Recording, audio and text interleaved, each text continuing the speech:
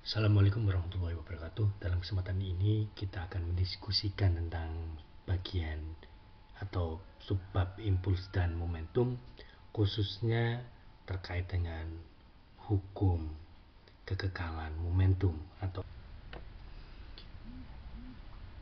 jika ada misalkan suatu benda 1 sama benda 2 ini tumbukan, setelah tumbukan akan bergerak ke kanan atau ke kiri demikian ini, dengan kita menggunakan asumsi bahwa ketika suatu benda ini tumbukan ada gaya aksi sama reaksi di saat tumbukan. Karena ini adalah suatu pasangan aksi reaksi, sehingga F21 sama dengan min F12 besarnya sama dengan arah yang berbeda. Artinya dari sini ketika ditambahkan dia sama dengan 0. Selanjutnya masing-masing F21 dan F12 ini dijabarkan berdasarkan hukum Newton bahwa F itu sama dengan M kali A, yakni karena ini F21 itu dimiliki oleh benda 1, maka M dideskripsikan sebagai M1 dikali A1 ditambah M2 dikali A2 sama dengan 0. Selanjutnya percepatan ini bisa dideskripsikan sebagai derivatif pertama dari kecepatan, sehingga demikian dv1 per dt ini juga demikian.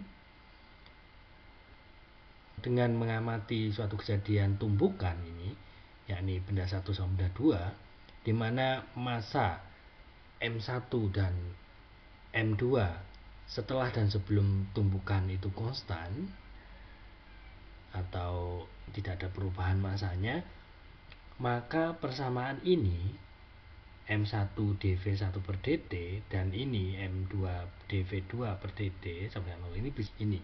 Jadi masanya bisa masuk ke dalam derivatif ini. Pada massa yang konstan, ini sama dengan ini. Jadi sama.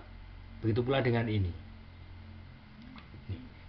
Selanjutnya dengan menggunakan kaidah derivatif atau turunan pertama yang telah kita pelajari di materi sebelumnya, maka kita akan tahu bahwa penjumlahan dari turunan ini atau derivatif ini sama dengan derivatif pertama dari M1 V1 ditambah M2 V2 ini sama dengan 0.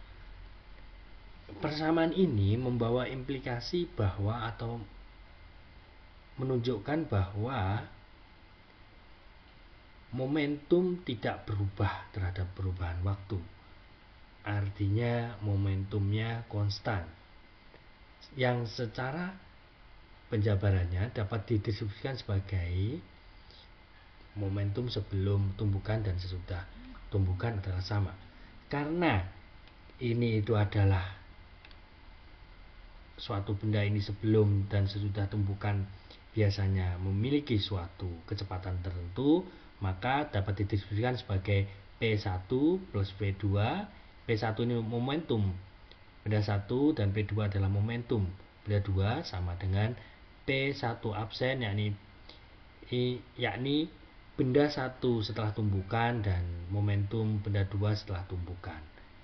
P absen itu adalah tanda momentum suatu benda setelah tumbukan.